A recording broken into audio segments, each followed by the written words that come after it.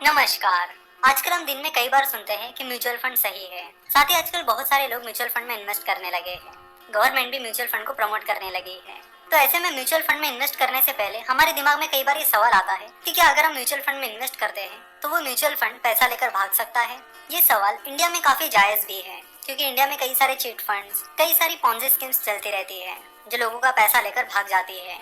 चलो तो देखते हैं क्या कोई म्यूचुअल फंड आपका पैसा लेकर भाग सकता है। तो इस सवाल का जवाब पाने के लिए हमें म्यूचुअल फंड के स्ट्रक्चर को समझना पड़ेगा, साथ ही म्यूचुअल फंड के रेगुलेशंस को भी समझना पड़ेगा। चलो तो इसे एक एग्जांपल की मदद से समझते हैं। मान लीजिए कि आपने किसी म्यूचुअल फंड स्कीम में इन्वेस्ट किया है और फिर उस म्यूचुअल फंड ने कुछ कंपनीज में इन्वेस्टमेंट की है, यानी उन कंपनीज के शेयर्स खरीदे हैं। तो उस म्यूचुअल फंड स्कीम ने वो जो शेयर्स खरीदे हैं वो उस म्यूचुअल फंड स्कीम के पास नहीं रहेंगे, वो शेयर्स उस म्यूचुअल फंड स्कीम के कस्टोडियन के पास रहेंगे। हर म्यूचुअल फंड का एक कस्टोडियन होता है। बेसिकली ये जो कस्टोडियन होता है वो म्यूचुअल फंड कंपनी से अलग होता है।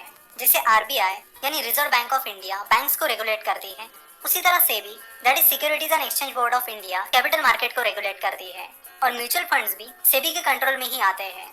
तो सेबी के रेगुलेशंस के अनुसार म्यूचुअल फंड स्कीम को एक कस्टोडियन चुनना होता है जो कि उस कंपनी से अलग होना चाहिए। और फिर उस म्यूचुअल फंड कंपनी की म्यूचुअल फंड स्कीम्स जो कोई एसेट्स खरीदती है, यानी जो कोई शेयर्स या बॉन्ड्स खरीदती है, वो शेयर्स और बॉन्ड्स कस्टोडियन के पास होते हैं और उनकी सेफ्टी की जिम्मेदारी कस्टोडियन की होती है। तो जैसे कि हमने देखा कि सेबी के रेगुलेशंस के अनुसार कस्टोडियन उस म्यूचुअल फंड कंपनी से अलग होना चाहिए। चलो तो देखते हैं कि म्यूचुअल फंड कंपनी के कस्टोडियन कौन कौन है। अगर आप आईसीआईसीआई म्यूचुअल फंड की बात करोगे तो आईसीआईसीआई म्यूचुअल फंड का कस्टोडियन एचडीएफसी बैंक है।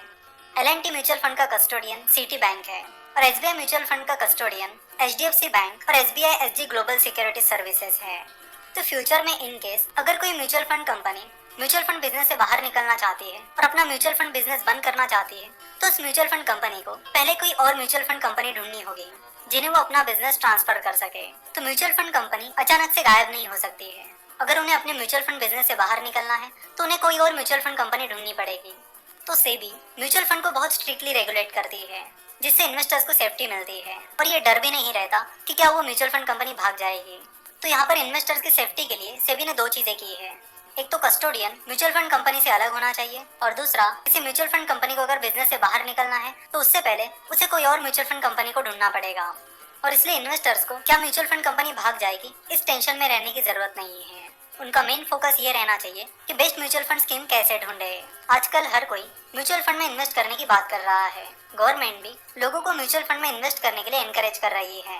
मगर आप म्यूचुअल फंड में तभी इन्वेस्ट कर सकते हैं जब आपके पास म्यूचुअल फंड के बारे में अच्छा खासा नॉलेज हो।